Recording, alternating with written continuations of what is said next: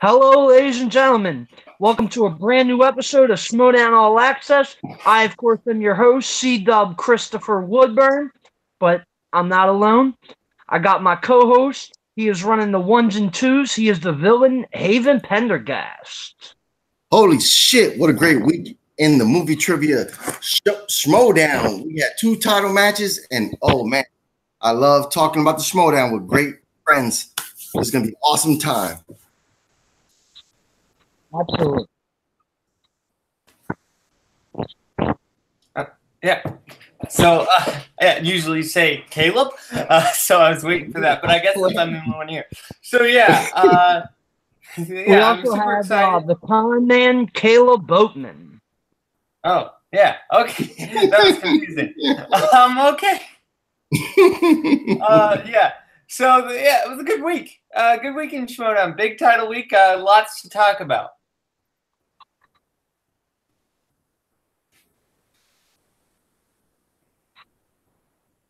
Okay, I want to get this fixed before we go any further.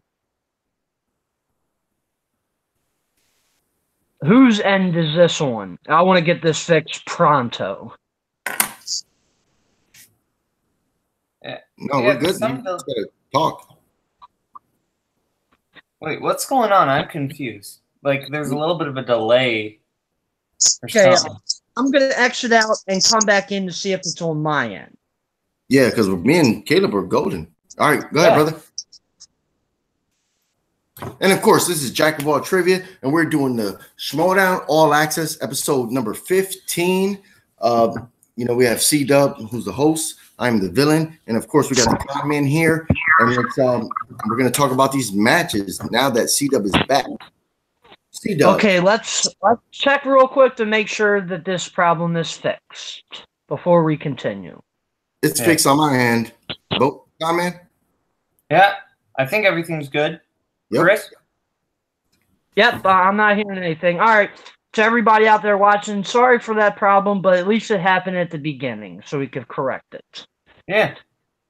So yeah, like Haven said, this was championship week. We had two title matches. First up, we had the Beast William Bibbiani taking on the Android Mark Andreyko. And I could say for me personally, now me and Haven got to interview the Beast, which it was a fantastic interview. He's a remarkable competitor, but I will say I was rooting for Andreyko because he is, of course, a part of the Five Club. And in this first round, they went back and forth battling it out. They both got 5 correct. A couple of the standouts for that round one, a couple questions I was pissed off at myself. On question 3, it was what country were the hostages, people taken hostage in the film Argo. For me, I initially thought it was Iran, because I quite enjoy that film, but then I ended up going with Afghanistan, and I was wrong on that, and they both actually guessed. They both got that correct. And then on question 8, the Patreon question, it was what film did Emma Roberts and Dave Franco star in together, which upset me deeply that I couldn't remember this answer because I saw this film opening weekend, and the answer was Nerve. Haven, I'll go to you first. What were your thoughts coming into this match and the first round? Oh man, like I said a couple weeks back when we were talking about it, it went full circle with these 2 fucking giants. They're 2 great competitors. We love William Bibbiani. We were able to talk to him, so that was awesome. That's why I went with him because he's always been a great player, and Draco's he's another great player, and he's always been there for me. I just need to see him in a match where he kind of gets over that hump, where he's like, okay, yeah, this guy's gonna go get that belt. But man, that first round was what you expected, man. These guys, they know their movie trivia. They had a great first round. Bibbiani had the lead going into the second round. It was this is what I am grateful for from the Schmoedown. It's just a great title match. And the first one was really fun. Well, actually, they were tied after the first round. Bibbs didn't have the lead. Oh, I thought he had the lead by. Oh, yeah, you're right. I thought he had the lead by 1. Tied up at 5. Yeah. Yeah, Caleb. Yeah, Bibiani versus Andreyko. The first one. That's one of the greatest matches of all time. I think we can all agree on that. Like, that's just a classic match, and that was both their debuts. So, these are, no matter what, these are two great competitors. I think there's argue that one has a little more prestige over the other. I think Bibiani, going into this, I felt like Bibiani was going to win because I think he just seemed more like champion material. I was going to be a little surprised Andreyko won, but that said, Andreyko had been on kind of a hot streak as of late. He had been doing pretty well, winning the triple threat, beating Ben Bateman, beating Ethan Irwin. So, I think I didn't want to count Andreyko out because, he just won all those. But Bibiani had also been on a hot streak, ever since the free-for-all, really. He did super well at the free-for-all. He, beat Jeff Snyder. He did super well with Critically Acclaimed. So he's just been kind of on fire lately. So these are two players that have been on fire. So I was super excited, but I was rooting for Bibiani, and I was thinking he was going to win. As far as, that first round goes, I expected the first round they'd play a little bit better, like maybe get at least 6 points. But, 5 points isn't, bad or anything. I just, expect that. But I believe Andreyko said that, now they don't have to live up to the pressure of that first match because now we know that it's not going to be as good as that first match with the first round like that. But it was still a great match. Don't get me wrong. Yeah, absolutely. And I will say, them round one questions, I mean, I talked about them too that I was pissed that I got wrong. They were championship level questions. Like, I only got one of them right, which was the Donald Pleasant played the original Sam Loomis. Like, they were incredibly difficult. You see, that's one of the ones I got wrong because I couldn't remember. Like, I could picture his face. And I could tell you that he played Blofeld, but I couldn't remember what his name was. And that happened to me a couple times during this match, and one we'll definitely talk about during round 3. Yeah, Halloween's my favorite horror film of all time, so I know that film inside and out. Yeah. All right, so yeah, like I said, they were tied up at 5. Bibbs, he spun first. He spun 90s, elected not to keep it, then ended up getting musicals. I mean, he did okay. He went 2 out of 4 for 4 points. Andreyko was able to capitalize on both steal opportunities, getting 3 points. And then Mark spun Monster Movies, surprisingly kept it, and he did fairly well, going 3 out of 4 for 5 points. Bibbs was able to capitalize on a 2-point steal. So, Mark, he had the lead, 13-11. Caleb, what were your thoughts on that second round? Yeah. Wait, what category did you say Bibbs spun? Musicals. He initially spun 90s and then ended up with musicals. Yeah, Bibiani did pretty well with musicals. If I recall correctly, there was one question, who played Annie or Daddy Warbucks in the 2014 Annie, which was Jamie Foxx, and he mistaked that with the original. Yeah, well, yeah, the 82 version, and so I was because I knew both that Albert Finney and Jamie Foxx did both those, so I was thinking Jamie Foxx, and that's one of those things where it probably would have been wise for Bibiani to have a repeat there, but hindsight's 20/20, but Bibiani did do fairly well with musicals, despite that being one of Andreyko's big strengths. And then Andreyko, he got what I would assume would be a strength for Bibiani, which is monster movies, because I know he likes those. And I'm not sure how wise it was for Andreyko to keep that. Maybe, because Bibiani was able to capitalize on those steals. So I think maybe Bibiani or Andreyko should have maybe spun again, but again, hindsight's 20/20.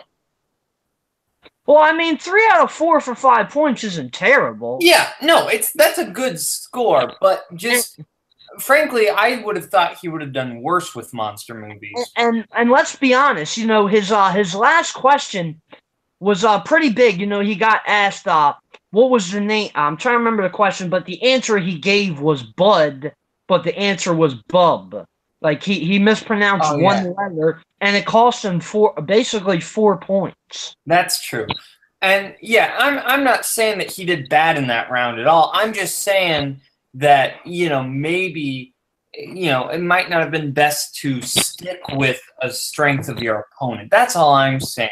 But that maybe the match would have gone another way had that happened. That's all I'm saying. But he still did a really good job in monster movies. Don't get me wrong.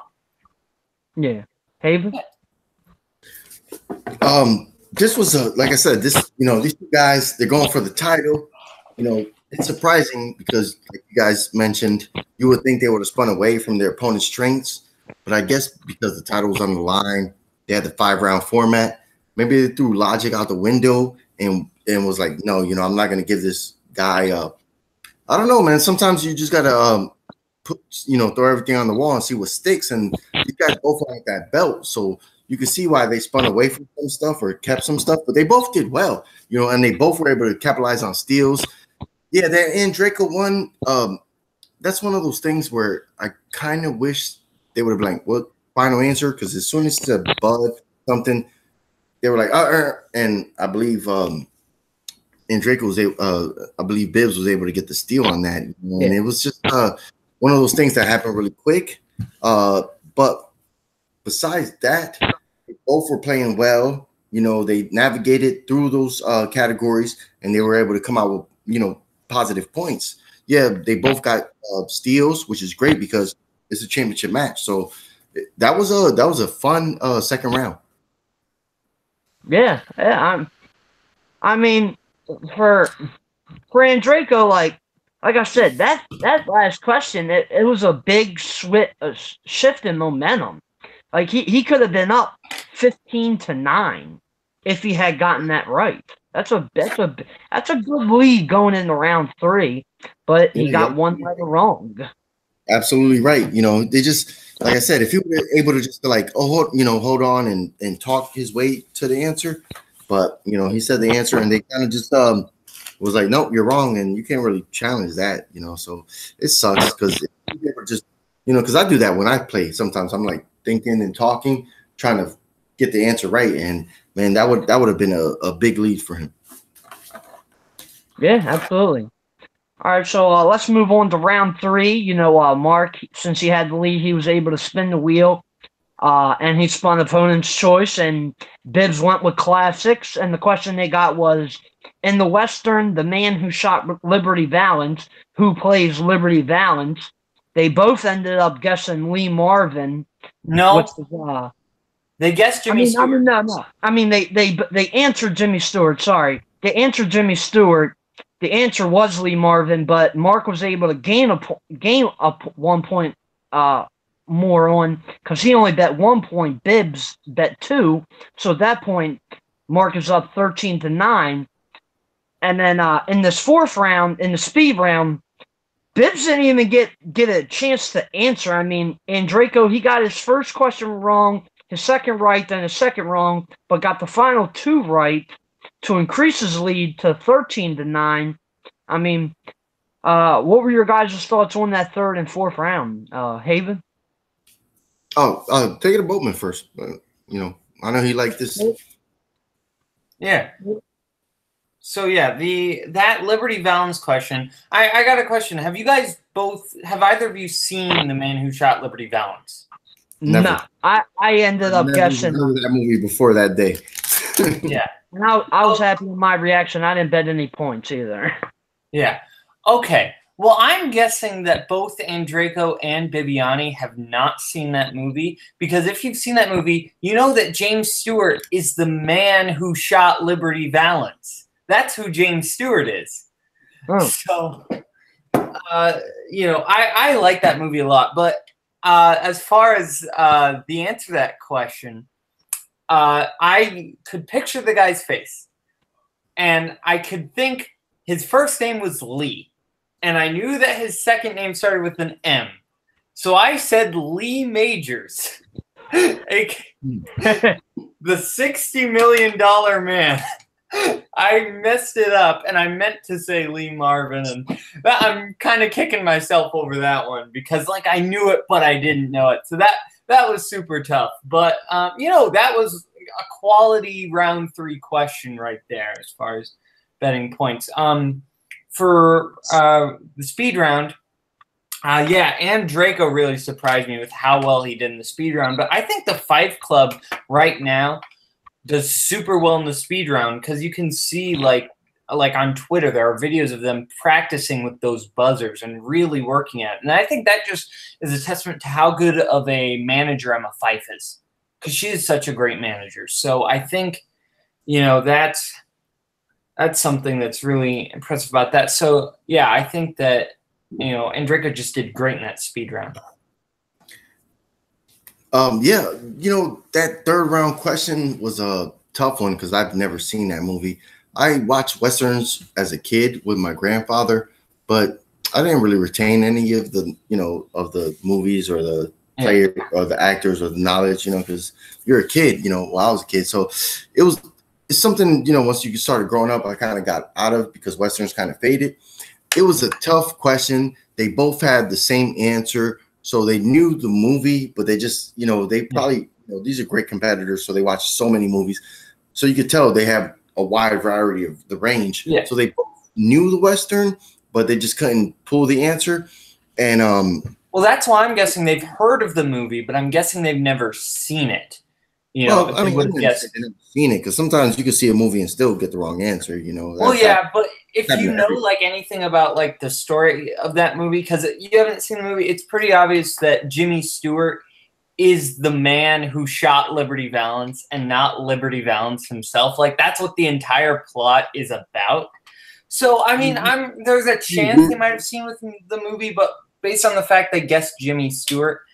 Hey, they see Jurassic Park and he still got Sam Neill wrong. So come on, bro. Well, that's all I'm saying. But that was like a brain fart. That was more, I can't remember, but he didn't, guess that it was, Jeff Goldblum or something like that.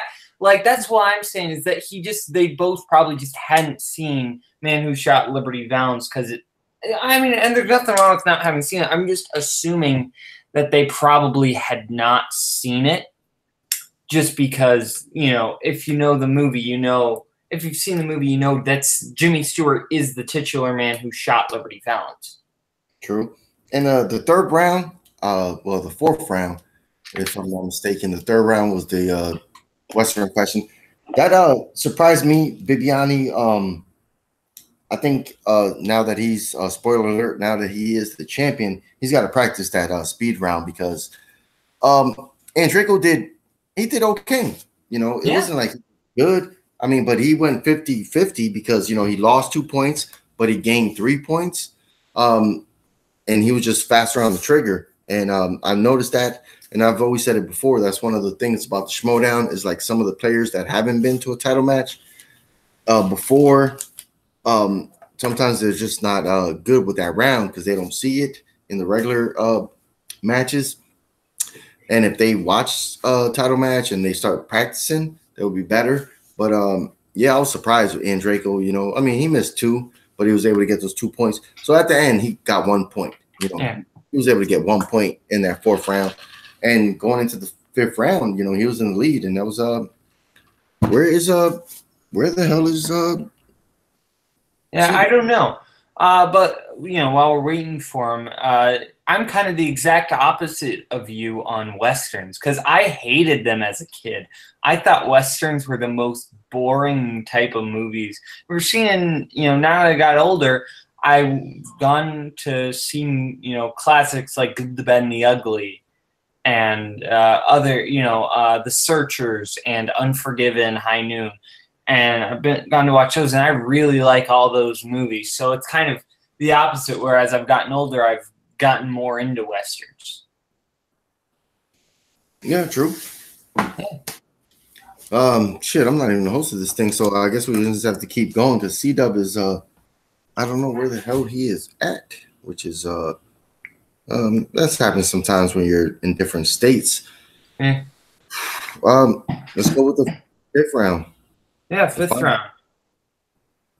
Yeah, so round 5, I don't remember any of the questions. I'm going to get the stats up right now while we're waiting.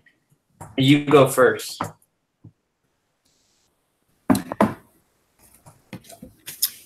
Bibbs was down going into this round. He was able to climb up and win the title. It was awesome, and Draco played a hell of a match. Yeah, he came up short, this week. When you go back and reflect on this week, you think, man, if he would have won this, Fight Club would have had every title basically, except the Star Wars and the IG, but they would have been like 1 and 2. Like that's a combo right there, singles and tag team. But Bibbs, he's a great player. He is so knowledgeable. He interacts all the time with fans. That dude is just he has a great character and a great presence, and he always does great intros. That 3000, that was fucking while awesome. we're waiting, let's talk about the intro, because that intro was hilarious. The little quips that they had, that was great. Yep. Can you tell me what movie they were watching? Was it Clerks? I don't remember. No, it was not Clerks. It was it's some like 50s horror movie, and I knew the title and I can't remember. Oh yeah, it was black and white. So I was just focused on it on the intro, so I didn't really pay attention to the movie. I just thought it was awesome. I was like, holy shit, the production was amazing.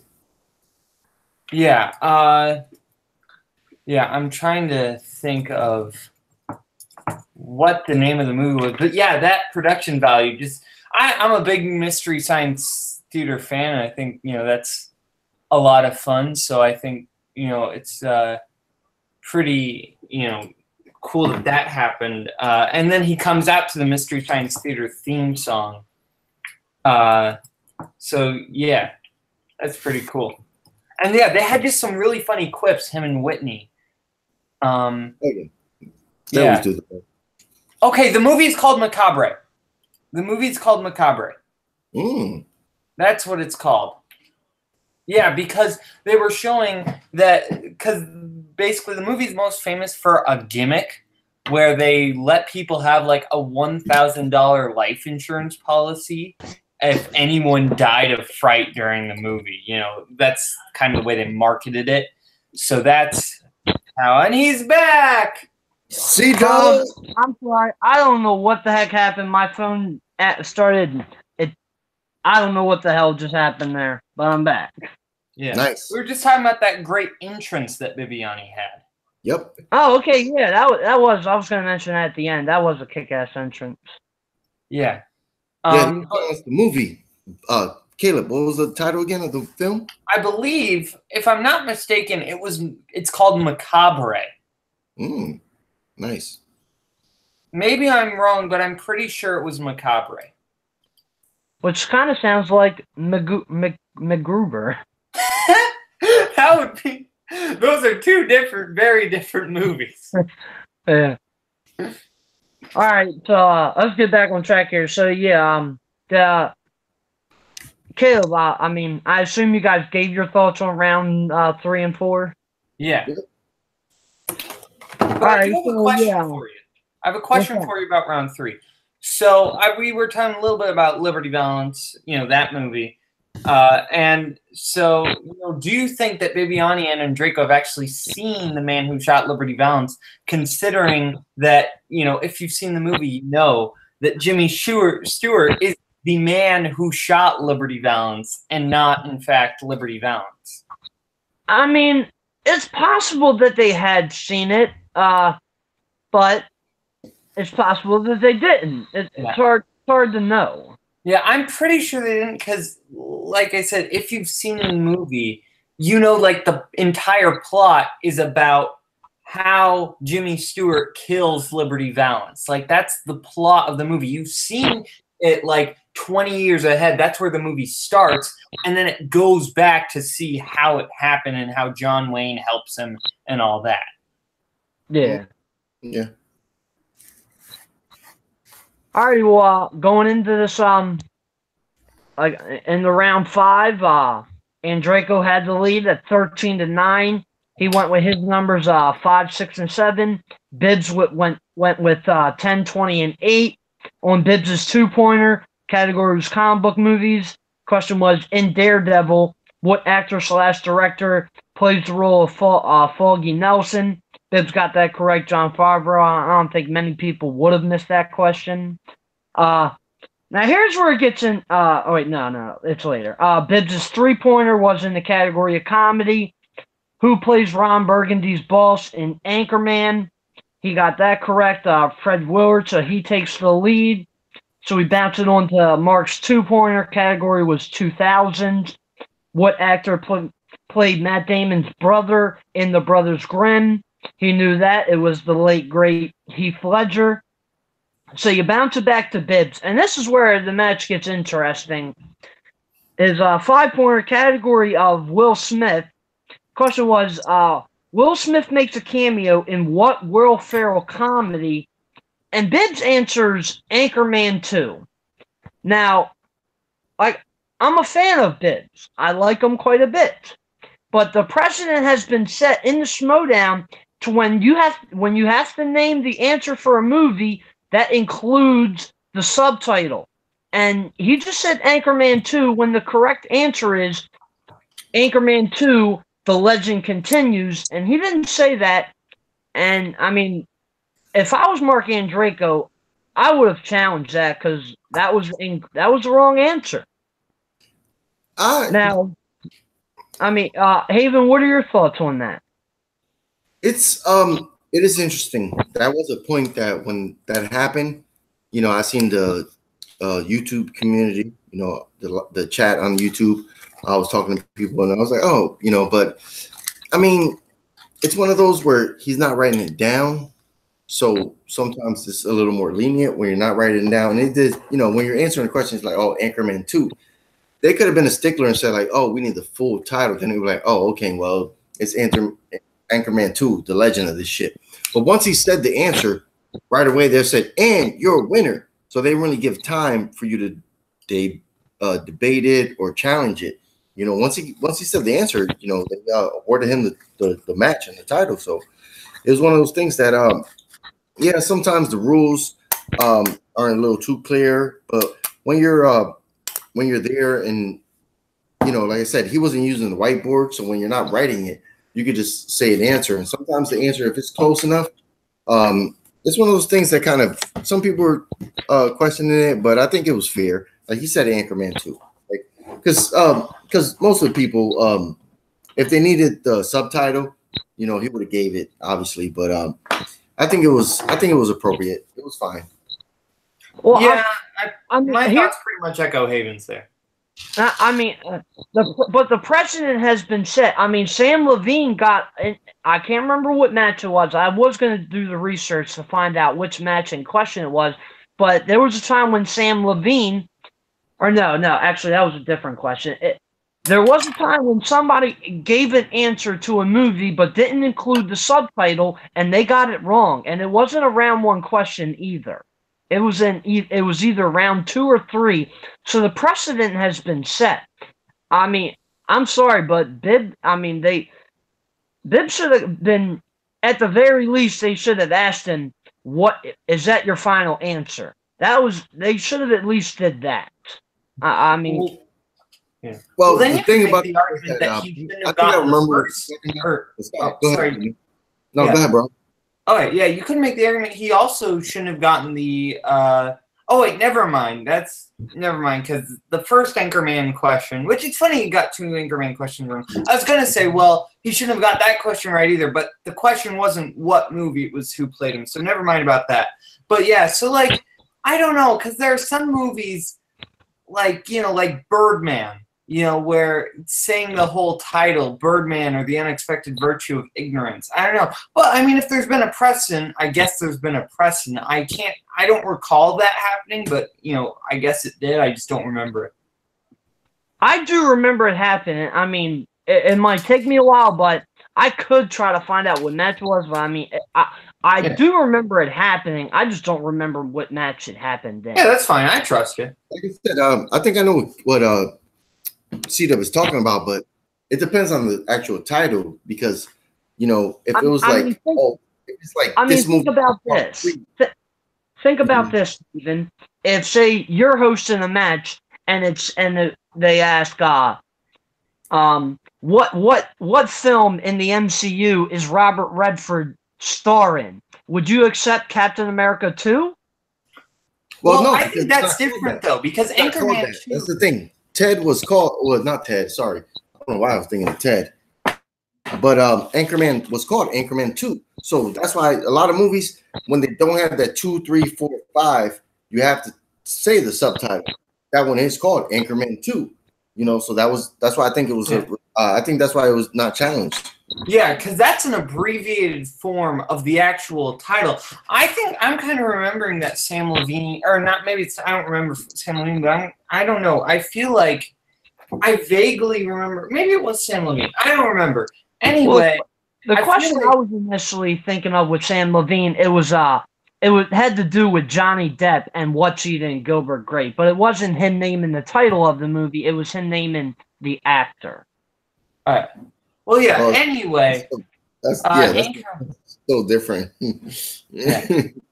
Anyway, you know, Anchorman 2: The Legend of the Legend Continues. That's the full title, but you can abbreviate that to Anchorman 2, just like you could abbreviate Doctor Strangelove to Doctor Strangelove or How I Learned to Stop Worrying and Love the Bomb. You know.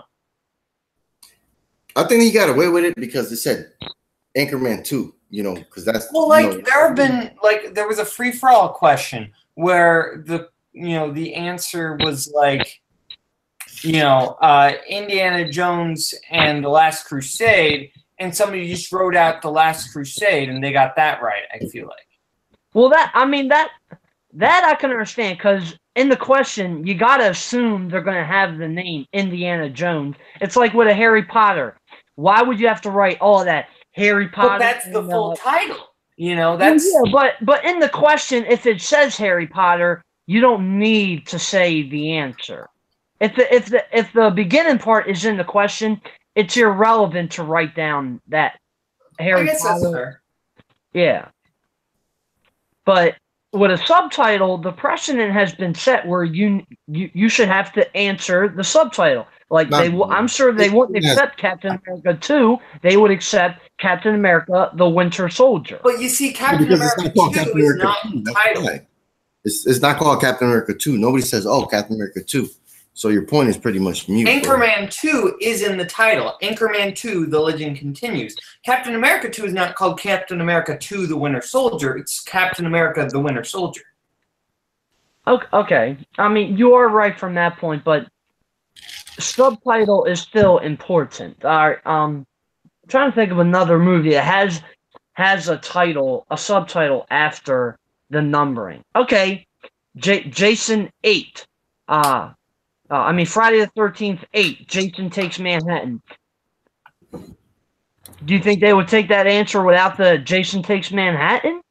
Well, I'm gonna look to see if that's called Jason 8. No, because it wasn't called Jason 8. Well, it was called Friday the 13th, Part 8, Jason Takes Manhattan. Do you think if in a round, whether it's a round 3 for a regular match or a round 5 for a championship, do you think they would accept just Jason 8 without Jason Takes Manhattan? No, because it wasn't called Jason 8. It was never called. Friday the 13th, Part 8. It was never called Friday the 13th Part 8. It was called. Yes, it was, Haven. I've got the title up right here. It was called Friday the 13th Part 8, Jason Takes Manhattan. Yeah. On that one, yeah, you could be a stickler and say, oh, well, if that's the title, then you can say Part 8, or you can say... okay, then how's that any different from Anchorman 2, The Legend Continues?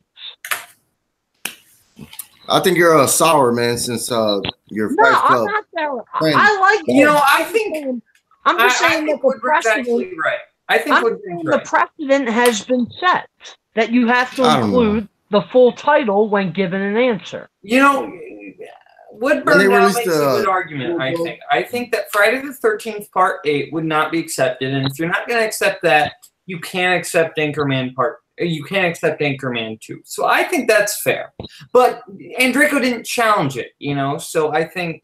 Well, yeah, like I said, he missed a big opportunity. He could have ended the match there. Yeah. Well, yeah, there's debate. I think it definitely would have been highly debated if that would have been accepted. But I think, I'm not sure what it would have been on, but I definitely think Andrico should have challenged. There was no challenge, man. I mean, I know. I would have challenged it immediately. That was my thought too. When you went to the theaters and said, "Hey, let me buy a ticket," you said Anchorman 2. You didn't fucking say the legend continues. If they were a stickler and said, "Hey, we need the full title," William Bibiani, knowing his degree of trivia, he would have just told them the full title, and it would have been a wrap either way. Well, yeah, that is entirely true. I'm just saying Andrico missed a chance for a challenge. I mean, there was no challenge unless he got it wrong, and he could have challenged it, but then they would have just said, "Hey, we need a full title," and he would have said it. I mean, I don't think that. That is possible. Or Bibbs could have forgotten the legend continues. This question is worth debating about it, man. Yeah, I'll admit I forgot that it was called The Legend Continues. I couldn't quite remember that. The right answer, man. You won the title, bro. Well, you don't know. I think it's something to discuss. I mean, yeah. I love the Schmoedown, but I'm not gonna just be continuously praise them. If they make a mistake in my eyes. Well, I don't think they made a mistake, but I think Andrico made a mistake in not challenging. Yeah. Oh, yeah. Absolutely. Yeah. All right. We'll go on to Mark. His 3-pointer was in rom-coms. In 2005's Just Friends, who played opposite Ryan Reynolds as his best friend in high school crush Jamie. He got that. It was Amy Smart.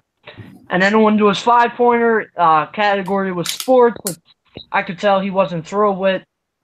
The question was, who stars as the 2 wrestling fanatics, Gordy Boggs and Sean Dawkins in Ready to Rumble? He guessed David Arquette and Sean William Scott, but the correct answer was David Arquette and Scott Conn. So, I mean, Bibbs gets the victory, 19-18. And, again, I'll say this. I wasn't against Bibbs in this match. He's a great person, great competitor. Yeah, I was rooting for Andrico because he is a part of the Fife Club, but I want to congratulate Bibbs on a very hard-fought victory. And, yeah, I mean, I like Bibbs. I'm not trying to be a downer on him. I just thought his, last question was questionable in his answer. But, Haven, I'll go to you. Your thoughts on the match and Bibbs being the champion. I think you're a fucking hater. You're disrespecting William the Beast Bibiani, the current champion, the guy that took an hour out of his time to let us interview him. And you're so hyped about the Fight Club. You want to challenge and bullshit, bring up topics that aren't worthy of even talking about because of your loyalty to the Fight Club. Bibiani's, he fucking played his heart out. He won that damn title. Andrico is a fucking great competitor. I love Andrico because he doesn't go out there and be somebody else. He's himself. You see him, you feel him when you watch him. You know he's the real deal. They had a hell of a match, and I am so happy that we have a new champion in the league. It sucks that they couldn't play the former champion, because of circumstance. But hey, they lived up to the hype, and they played a one-on-one match for the title. And William Bibiani, that was fucking amazing, dude. It was awesome. Yeah. I think Bibiani played a great game, and so did Andrico. They both played a good game. That was a hard 5-pointer that Andrico got. That was, at least for me, I've never even heard of the movie Ready to Rumble. I admit. I mean, I'm guessing you guys have because you're wrestling fans. I just wasn't familiar with the movie, so I genuinely thought that Andrico got it right. And then when they said, and your winner is William Bibiani, I can't wait to upload my reaction because I just had the best, woo! I was so excited because Bibiani,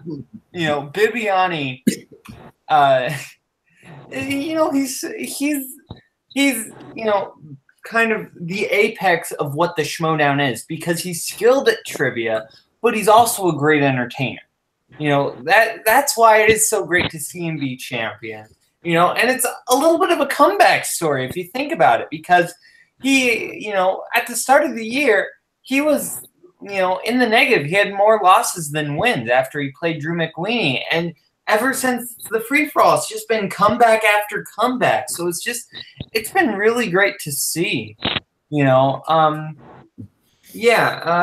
played a good game. I'm not going to take that away from Andrejko, but Bibiani, I'm glad he's the champion. I think, I'm excited to see who he plays next, whoever that may be. Yeah, I mean, I'm not a hater. I know you're just playing up this whole villain persona, but I'm happy that Bibbs is champion. I am eternally grateful that he took an hour out of his day to talk with us. It's something I'll never forget. And Caleb, that movie Ready to Rumble, yeah, I assume Haven's seen it. I've seen it. It was an okay movie. Oliver Platt plays the wrestler who they gotta, bring back to life and get him wrestling again. It was an okay movie. Nothing great. Yeah, nothing to talk about. Yeah, I mean, I'm happy for Bibbs. I'm anxious to see what he does next. He in his post match he calls out Andrew Guy, which was awesome. Woo! He wants to shut Guy's mouth, which I know Haven will have something to say about that. But yeah, I'm anxious to see what he does next.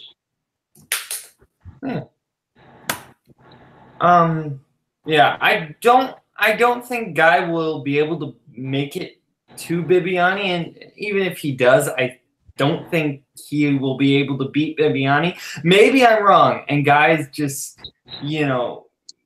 on fire ever since beating Dan Murrell. I don't know. We'll see how he does in this Mark Riley match, But, yeah, I'm not sure. But, it's cool that Bibiani's calling out Guy because, the Beast, kind of taking out the goat killer. That'd be cool. Yeah, absolutely. Haven. Oh, like I said, I'm always just pushing the envelope. You guys are great. I said my piece, man. This was a great match, and Draco played his heart out. He's one of my favorites. Doesn't maybe I see this thing going like so crazy right now. Like it's on such a high, man. It just keeps getting better and better. And next season, holy shit, man! Next season is gonna be fucking bananas. But right now, congratulations to Bibbs for winning the title, and Draco, he played a fucking hell of a match, man. Like there's no reason to hold his head down. Like, you see him coming back, being a beast. He come back. He's he might even become a beast and take down the beast. Well, they said that he'll be in the singles tournament, so you don't have anything to add on the possibility of Bibbs taking on Andrew Guy? All these guys are playing great. It's just like before Boatman goes, I just want to say all these guys are playing great, and it's always subjective when you're watching something you love and bringing some new person, because sometimes some people might feel negative about that person because they don't know them, or they might jump on their bandwagon and be like, "Oh, hey, man, this guy's cool," or "This woman's cool." And we see that all the time in any league, from their league, the online leagues. It's interesting that these people go passionately and they go hard, and I just can't wait for the next chapter. Brother. Definitely. All right, so we'll move on to Friday's match. We had the team championship, the Shire Wolves of Rachel Cushing and Clark Wolf, led by the Fife Club, and they were taking on Breanne Chandler and her mystery partner, which, we had speculated for weeks. I thought it was Mara. Caleb, he was thinking it was Drew McWeeny, and Cameron was thinking that as well. Cameron Haas, Caleb's partner. Haven, I don't recall who you were picking, who you thought it could be. But we got a complete unknown, somebody we had never heard of. It was a guy named Brian Bishop, and they comprised the team Sick in the Head. And in this first round, it was the Shire Wolves. They came out swinging. Rachel got 7 out of her 8 questions correct. The only incorrect she got was question 4. The answer was Happy Feet, had some voice talents in it. Clark got 6 out of 8. Brienne, she got 4 out of 7, and Brian got 5. Another thing that I was a little surprised on question 1. Everybody except Rachel got how many films Michelle Rodriguez had been in the Fast and Furious franchise. And I mean, the Shire Wolves, they were up 13-9. Caleb, I'll go to you first. Wait, no. Your thoughts coming into the match in the first round. Yeah. Quick correction. Maybe I'm wrong, but I thought that Rachel Cushing was the only one who got the Fast and Furious question right. Yeah, that's what I said, right? Oh, you said she was the only one who got it wrong. Oh, did I? Oh, okay. No, yeah, got it right. Yeah. But yeah, coming into it, I was thinking, I didn't know what to think because I didn't know who Brienne's partner was going to be. I knew that the Shire Wolves are a top-tier team right now. During the promo interviews, when Brienne's doing the song from the Goofy movie, After Today, and Bibiani's singing with her, I thought that meant that Bibiani was going to be her partner, and I was super excited. That's what I thought that meant, but then, that didn't happen, and it turned out to be some guy we'd never heard of. Ooh, he was fine. He was good. I think there are better people she could have picked. I think Bibiani, her and Bibiani would have been a great team. I think that would have been awesome. But yeah, it was good. As far as that first round goes, Shire Wolves, they were great. They were amazing. Second that, they were fine. They were good. I do wish Brienne would have used her championship or her free-for-all belt for singles, because I think she could have I think she had potential to be the next champion. I really do. I think, teams, I think right now, I was going to be very surprised if Shire Wolves didn't have the team belt because they are just such a powerhouse team to jump in. And I think Brienne on her own is just so great that, I don't know, I think it would have been smarter for her to use her singles belt. But, she did a good job in the first round, and so did Brian. Yeah, I mean, to what you were talking about with Bibiani, I mean, when I heard his voice, a little part of me at first was thinking, could Bibbs be the partner? But I don't think they would give the reveal in that way. So I'm like, it can't be him.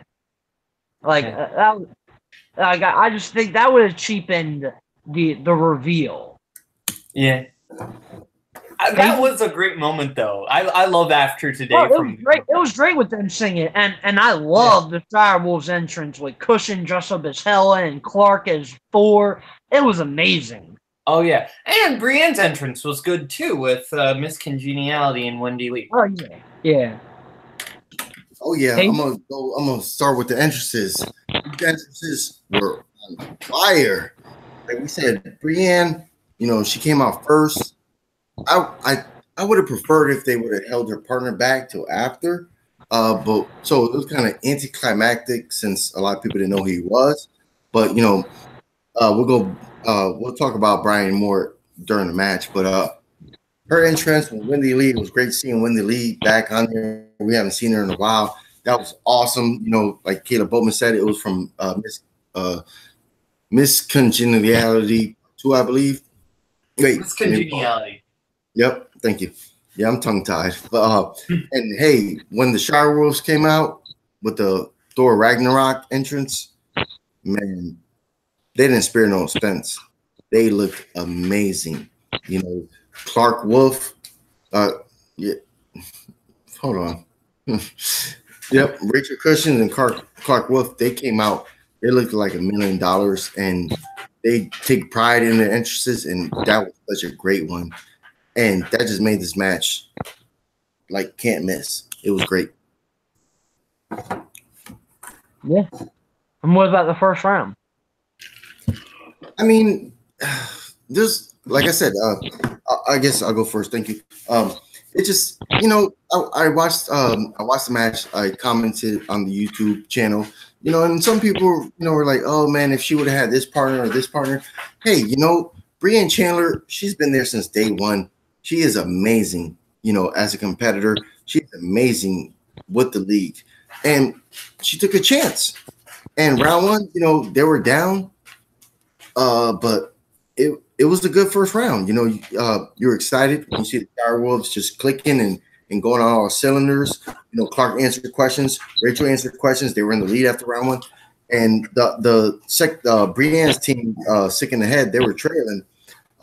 So it was, you kind of knew. Well, I mean, you could have looked at it and be like, oh shit, you kind of know what's gonna happen, because the Direwolves, they're no slouch, bro. Like, this team, they're not there because they know people. They're there because they know trivia, and they're fucking great at it. And I think Brienne, I commend her. She answers some questions. Brian answers some questions, but he hasn't played before. He tried his hardest. But round one, Direwolves, that was fucking took it away in round one. Yeah, on the thing that Brian hasn't played before, I'm not sure how wise it is to to have your teammate be in a championship match somebody, who has never played a game of Schmoedown. I'm not sure that that's the wisest decision, because until I'm near, until I'm live, until I'm making those decisions, I can never hate on what they do there. Yeah. I mean, yeah, I'm just saying that, somebody who doesn't know, what it's like to sit down in front of the lights yet in a Schmoedown match, I don't know. I think that's just an extra disadvantage that you don't want to take a chance with in a Schmoedown match. That's just all I'm saying. Is that just something you don't really want to roll the dice on? Yeah, I mean, as far as Brian goes, he did decent. He did better in the first round than Brienne did. Yeah. At least it wasn't. And it's not. I'm not going Brienne in any way. She's a great competitor, but at least he did better than we've seen in that Star Wars match at the free for all. Oh yeah, I know. This isn't anything to trash, Brian. I mean collision. Yeah. Yeah, I'm not meaning to trash Brian in any way. I'm just saying I'm not sure how smart it is to bring in, a new player in a championship match. But yeah, that's right. There's a precedent with new players in championship matches not doing very good, like the Star Wars match. And Brian did better than that. I'm just saying, as far as Brian goes, I'm not sure as far as just a strategy how great that is. But, Brian did a good job. I'm not, trying to trash him in any way. He did a good job. Oh, yeah. No, I know. Yeah, I'm not saying you are saying that. I want to clarify. Yeah, absolutely. So, yeah, Direwolves, they were up 13-9. They deferred to Sick in the Head. And Brienne, she spun dance movies, which, I'll be honest, I thought she would have taken. Yeah. But Brian, he wasn't comfortable with it, so she wanted to try to get a category that they're both good with. And they ended up with directors, and they did pretty well. They got 5 out of 6 for 8 points. Direwolves were able to capitalize on a 1-point steal. And then the shot Clark, man, she's been killer on that wheel. She spins hard. They got all 6 questions correct for 10 points. Now, Haven, you're going to be proud of me for this, but in question 2, there was some controversy. I went back and watched this scene. It was, what does Christian Bale prevent the girl from putting down on the table in the film Psycho? Yep. And they answered spoon, and that was incorrect. I'm gonna be honest here. That was incorrect. They answered ice cream container. They answered ice cream carton, but that was incorrect. It was, in fact, a spoon. He makes her put the spoon in the ice cream container. But I guess, they probably didn't go back to actually watch the scene that ice cream was, in fact, the incorrect answer. So, I love Society Rules in the Fight Club, but I'll be honest, if a mistake is made, I'm going to talk about it. So they shouldn't have gotten that answer. They should have gotten it wrong. I don't know if the sick in the head would have been able to get the steal, but it did happen.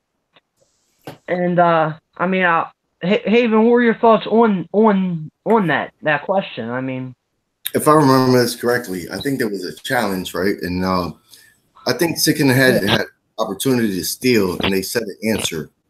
And I think both answers technically right, but that's why Shower Wolves got the point.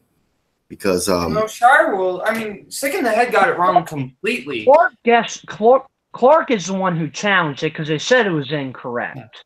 What happened is Shower Wolves gets ice cream, then Sick in the Head tried to steal, and they were wrong no matter what. They didn't say spoon.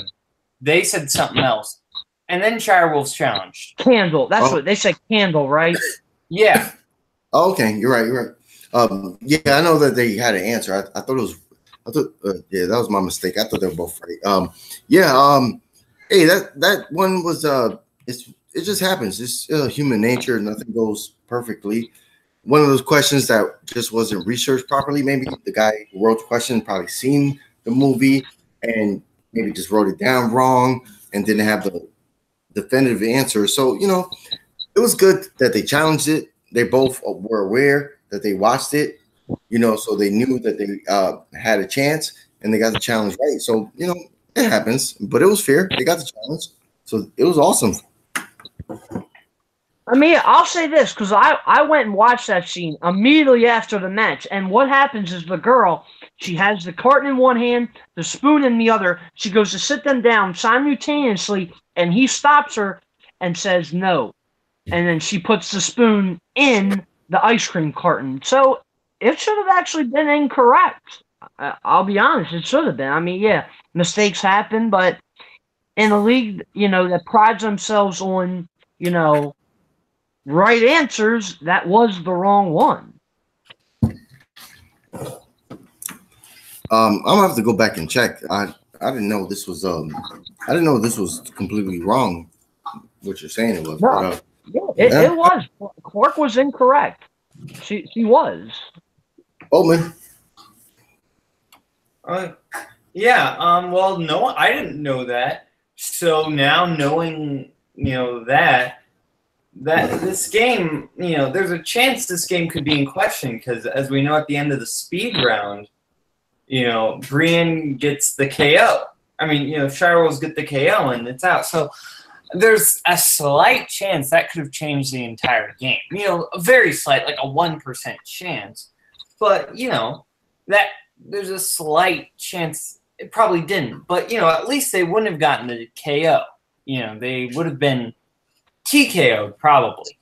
But so that's something to call the game and call that question into question for lack of a better word. But yeah, as far as everything else in the second round goes, yeah, pretty good. I'm pretty surprised they didn't get the Dead Men Don't Wear Plaid. Who directed Dead Men Don't Wear Plaid and The Jerk. I'm surprised that they didn't know it was Carl Reiner. I knew that one pretty well, and so did the Shire Wolves. But, they didn't know it. They didn't know it. As always, Shire Wolves were going to be good in horror. Sick in the Head probably should have kept dance movies. Just because Brian's not very good at it. I don't know. Brienne's, that's her thing. Rachel may not be the best in horror, but that's what Clark Wolf is super good at. So I think, Shire Wolves, they just had the better strategy there, and that's partially what won the game. It's just better strategy. Yeah, I mean, they did decent. 5 out of 6 for 8 points isn't bad. Oh, no, it isn't. But they could have done better. I don't know. Yeah, I mean, obviously they could have won 6 for 6 for 12 points, but 8 points isn't terrible. I mean, not at all. Yeah, yeah. Obviously, they want to do better because they were trailing by 4, and after this round, they were down by 7. But yeah, I mean, they did pretty well in directors. Dance movies, they could have killed in dance movies, but you never know. I mean, Yeah. Brienne is really good, but you never know. Anything could happen. I mean, That's fair. I mean, the Shirewolves have gotten horror a fair bit. At some point, these horror questions are going to get increasingly more difficult, and they might be out of Clark's reach. Hey, one thing I want to say is for round 2, some people online, in the chat rooms, in the YouTube, Facebook page, the question why Brienne moved away from dance movies, because Brienne, she said she wants her teammate to be able to be there with her. She don't want to play by herself, So she was like, "No, I'm gonna spin away because I wanted my teammate to play the match." Yeah, absolutely. That's so commendable. That's why one thing I'm about Brienne, she's kind of overlooked sometimes, but she's been there since day one, and I think next year she's holding the title, bro. Yeah, absolutely. I think that's possible. Go ahead, Caleb. Sorry. No, yeah, I'm just saying that. Yeah, I think that's possible. I think you've just got to take into account that wheel is so unpredictable that if you've got something there that is a strength, a super duper strength, like Brienne Chandler's dance movie is, and one that isn't that much of a strength to the other opponent, I don't know. I'm just not sure. I feel like the game probably could have gone a different way, had that the American Psycho question been answered correctly, had been not answered correctly, but had been dealt with correctly, and had they gone with dance movies, I don't know. Hindsight's 20/20 again. Yeah, I think you're just a hitter, brother, because Brienne, she sacrificed a lot, to make sure her partner was comfortable, and I commend her on that. She knows, that's not a match. She was like, you know what? I want to make sure my partner knows how this game works, so next time we play together, and she sacrificed the title to make sure that her teammate was straight, and that just shows she is dangerous, and I can't wait to see her play again. Yeah, I mean, and Haven's completely right. Like here in our league, Caleb Hanson's my partner. He's not particularly strong with movie release dates, and if we got that in a category, I wouldn't force him to keep it, even though I'm pretty damn good at it. I would say, let's go for something else that we're both good at and see what happens. Yeah, but to be fair, in the team league, there are only 4 other categories, not including, in our team league. Whereas on the wheel, in the actual there will be more. There will be more. What?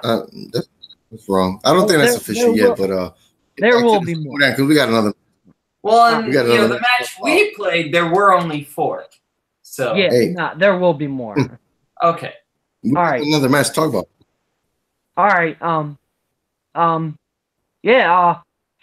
So in round 3, Clark spins a wheel and again gets horror, and the question was, what film numerically in the Friday the 13th series sees Jason take Manhattan? The Shirewolves bet 2, Sick in the Head bet 1, Sick in the Head guessed 9, that thought it was a 9 film. Shirewolves got it correct, it was the 8th film. So at that point then, Shirewolves are completely dominating this match 26-16. And in the betting round, Clark Wolf was able to get the first question correct, and then Brienne got the second question. Rachel got the third. Brian got the fourth.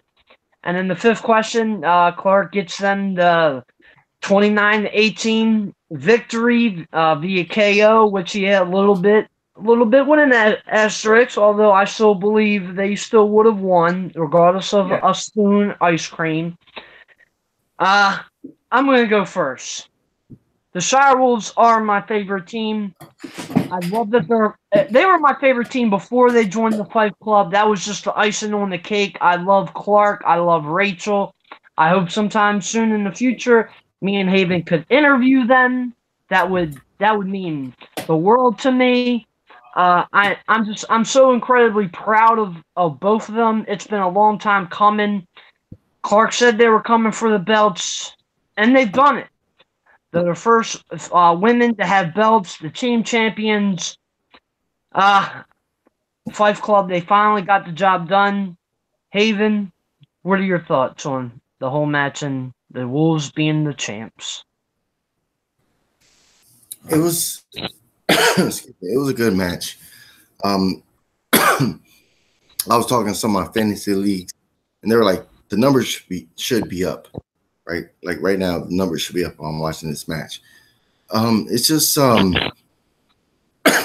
I think people condition themselves like to be like room for certain people. So when it's a new team debuting, you know, it's kind of a letdown. Some people are like, oh well, we knew that Shower was going to win then because this team never played before. You know, oh, that's not the partner we expected her to pick. So this match was kind of a letdown. It was a tough match, you know. It was a tough match. It's like all four people played. I'm not going to answer questions or, oh, you know, I'm just here to be here. But the Shire Wolves are just so dominating. These women, they're so knowledgeable. They know their movies. And time after time, they just keep answering questions, just getting better and better. So, you know, this match was a good match, you know, and they won the titles, and it's well deserved.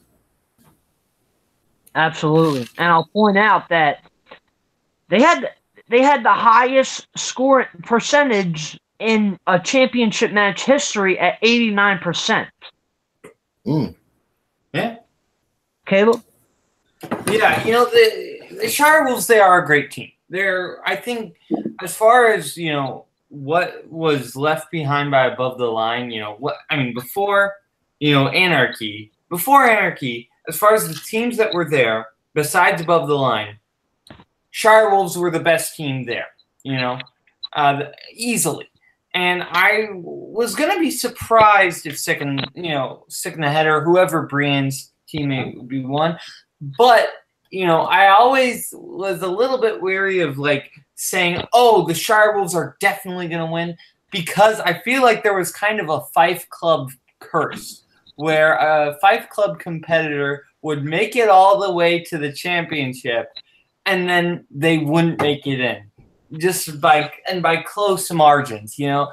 So I felt, you know, hesitant to just say the Shire Wolves are definitely going to take this, but it felt so good to see them win.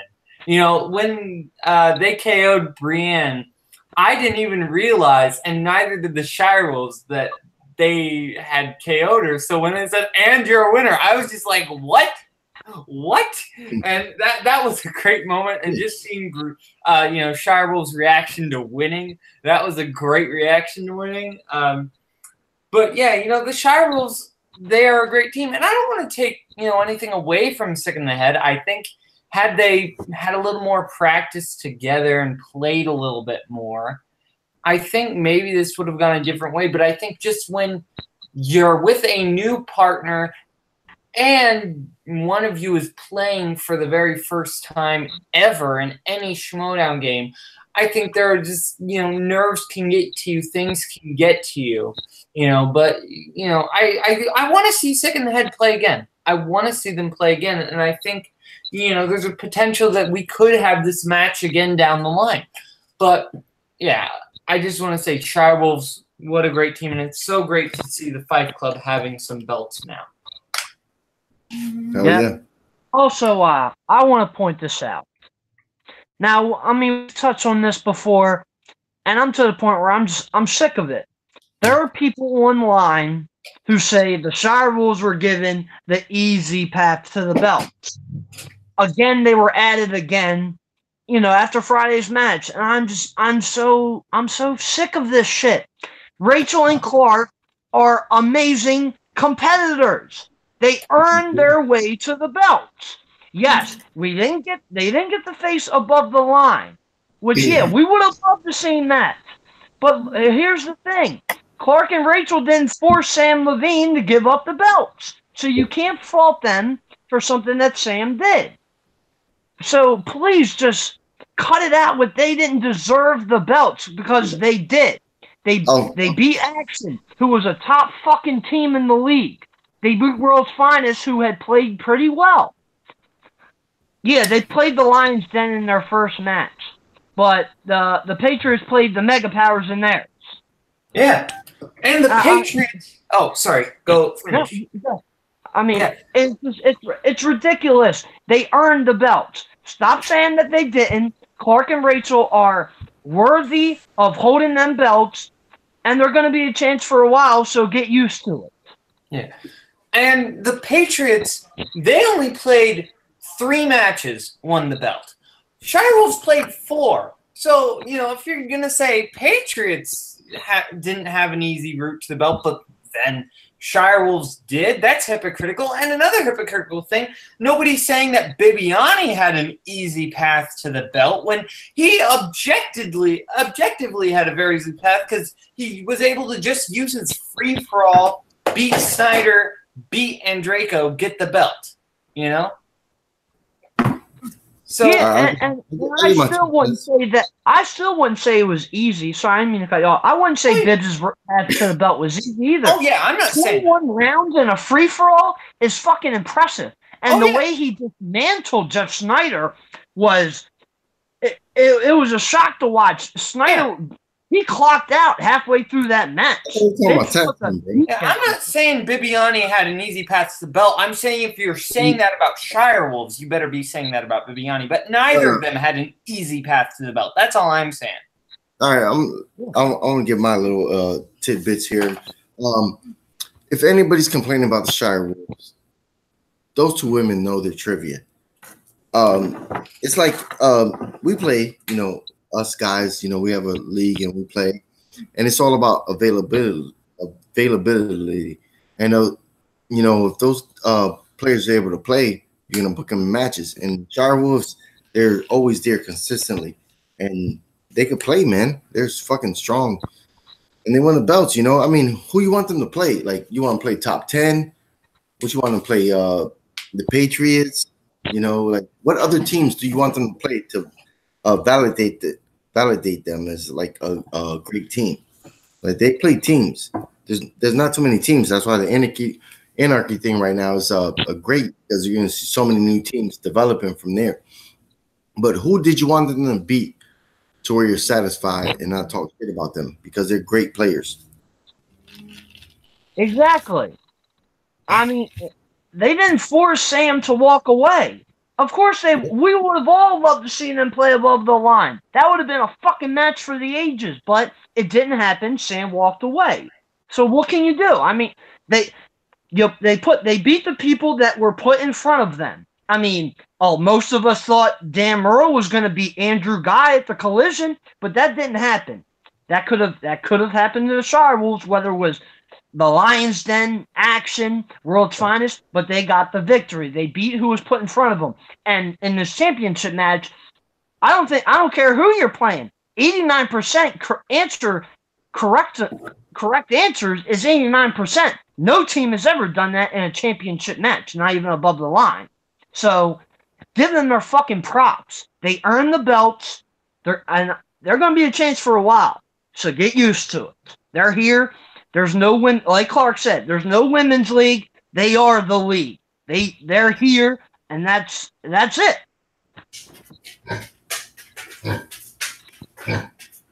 It blew my mind seeing people write this stuff. I wanted to get them, but I'm like, I'm not even bothering because it's pointless. There are haters out there, and they're going to remain that way. And also, I want to also add, in that post-match, we get invested in this so much because we see how invested the players get. I mean, seeing Clark choked up like that, it shows how much she cares and the love that she gave to Christian Harloff in that interview. It just shows this thing, it's not just, some trivia game, man. This is the Schmoedown is an event. It's big time, and I love that kind of investment.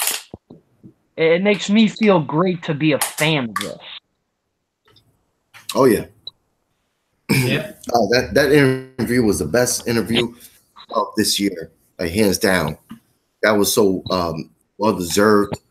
Clark and Rachel, oh my God, they both looked immaculate coming out in the Thor Ragnarok outfits, and that post win interview, man, like they put their hearts on the line, and you can see that they appreciate their knowledge. You know, they appreciate people watching their matches. You know, and seeing them, you know, just be geeks like how we do. You know, and it was so moving, man. Like that was a highlight of this year. Top 5 for me. Absolutely. Caleb, you have anything else you want to add? No. All right, so another thing that was pointed out in that post-match is, you know, this Anarchy team tournament. We're not going to see Rachel Cushing have to team up with Andrew Guy or Clark Wolf team up with Drew McWeeny. Brienne will be teaming up with Devon. I mean, you said you want to see her and Brian compete together again. I mean, I think that will happen. I don't think it'll happen until next year at the earliest because of this team tournament. So it's going to be a while before we see them two back together again. But I'm excited to see, you know, what they could do in the future. And then we speculated this on the week at, you know, the episode after they announced this team tournament.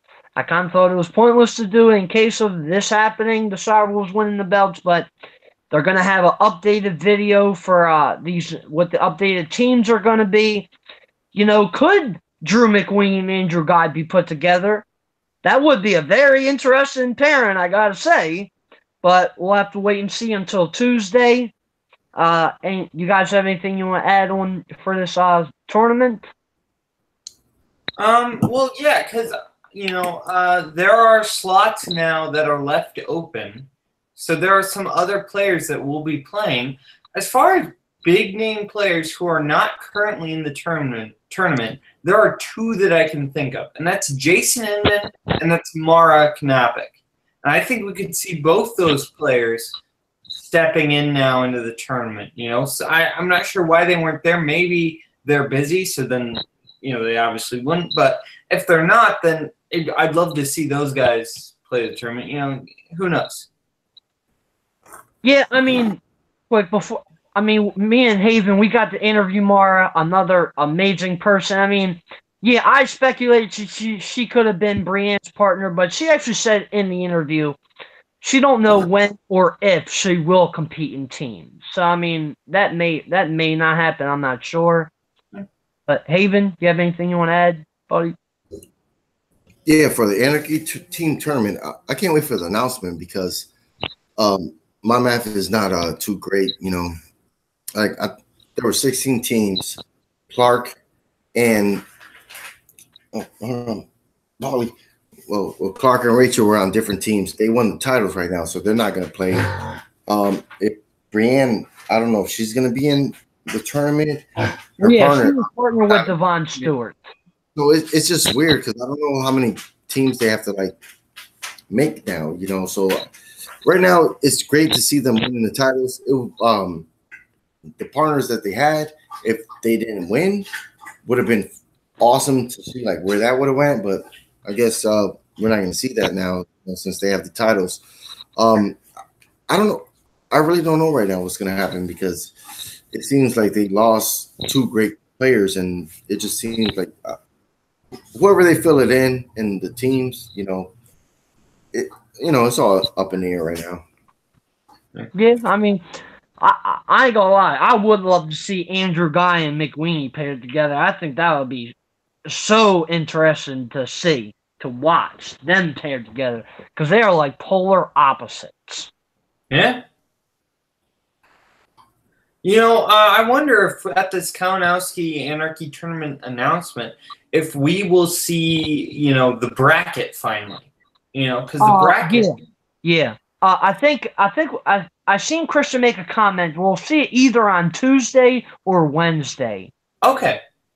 Yeah, because I want the bracket, you know, so because hopefully next week on All Access we can kind of show our brackets and kind of, you know, have a little competition going on. Oh, definitely. Yeah.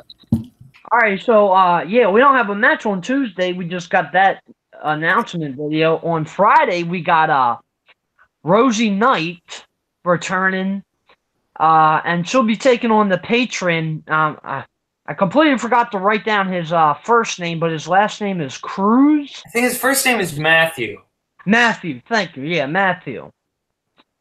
And then we also have a Patreon match. It was shit. Can you pull that up? I completely forgot what that one was. I think it was that the Bateman match? Bateman and who was the patron? Can you pull that up? Find that for me, Caleb. I completely forgot who the patron match was. I think I'll pull it up. You talking about the Roca Bateman? I don't think that's gonna be. Yeah, Roca and Bateman. Yeah, Roca and Bateman. I don't think that's gonna be up next week. I think you had to watch that shit on the Patreon. I did. It was a good match. You gotta pay. You gotta pay to see that shit. No, the match that they did that they're not showing is the Jurassic Park match. The Bateman and Roca match they are showing this coming Friday. Yeah, that'll be up Friday. Yeah. Oh shit! I watched it. You want me to tell you one? No. Oh well, the winner of that match. Oh, you said no. Okay. Yeah. All right, so I mean that pretty much covered. I mean, you guys. I mean, you already seen the match, Haven, but Caleb, you have anything to say about those two Friday matches? Yeah. I mean, Bateman in singles has not fared very well. You know, he's 1-1, and the only person he's beaten so far is Dale the Dude, who was. Well, no, he beat Scott Mance too. Oh, sorry, I forgot about that. He did beat Scott Mance. That was a great match when he beat Scott Mance. But you know, John Roca's a legend, but he has a history of sometimes flipping up a little bit. So that's going to be pretty interesting, actually. You know. Yeah, I mean, another person that me and Haven got to interview, Bateman he's fucking awesome. I mean, yeah, Roca's one of the legends in this game. I'm going to say this right now. I'm predicting upset Bateman. You know, just based on the fact that Haven's kind of smiling, I feel like it's Bateman. Just based on Haven's face, I feel like it's going to be Bateman. I don't know, but that's just my guess. Is now I think it's going to be Bateman. Well, anyway, I had a great time here. Yeah, that match next Friday will be a great match to watch. I'm smiling because I'm always happy, you know, to talk about the Schmoedown with great friends. You can find me, of course, on Jack of All Trivia on Facebook and on YouTube at Jack of All Trivia. I am Haven, the villain Pendergrass. I am still the comic book champion, and I want to thank C-Dub and Boatman for being here with me today, man. You know, those guys letting me be here. This is great. And of course, after this, we're having the Schmoedown countdown with Caleb Boatman and Cameron Haas. And that's going to be awesome top 10 title matches that they've witnessed on the movie Trivia Schmoedown. So thank you guys. See dope. Yeah, everybody out there, I hope you all enjoyed this episode. Caleb, where can everybody find you? Yeah, you can find me on my YouTube channel, Caleb Boatman. You can find me, there I do all some kind of Schmoedown reactions there. You can find me on Schmoedown All Access almost every Sunday, anytime I try to be on here, because it's a great show. So keep watching this show. Even if I'm not on there, keep watching it. It's a great show. Yeah, you can find me on Jack of All Trivia, you know, playing with my teammate, Cameron Haas. We're the Young Bucks and in the singles league, and sometime soon I want to get into IG, you know, kind of try my hand at that. But yeah, and then as Haven said, after this, you can find the premiere of our show, Schmoedown Countdown, where we are counting down the top 10 championship matches of all time. And that episode's already been filmed, and I can tell you it is super fun, and hopefully we can continue that series. So yeah, you know, in a word, just subscribe to Jack of All Trivia, because there's so much great content coming out on this channel. So subscribe and you're going to get all of that. Yes, sir. And you can find me on YouTube at Christopher Woodburn, Twitter, Chris Woodburn 83, Facebook, Christopher Michael Woodburn. If you do Schmoedown reactions, trailer reactions, come join the MTS Fan Reaction League on Facebook. Like Caleb said, we do new episodes of Schmoedown All Access each and every Sunday. And go check out his reactions. They are amazing. That's why I love having him on the show. Tomorrow night, you can find me competing in a King of the Mountain match here in Jack of All Trivia. 1 hour match of all Inner Geekdom questions between me, Grant Gregory, Dominic Rizzi, Jay Burns, and Richard Schwartz. It's going to be quite the extravaganza. I'm feeling really good. I watched the Indiana Jones trilogy the other night to get ready for this thing. So, for Haven, for Caleb, I'm C-Dub. Until next week, peace.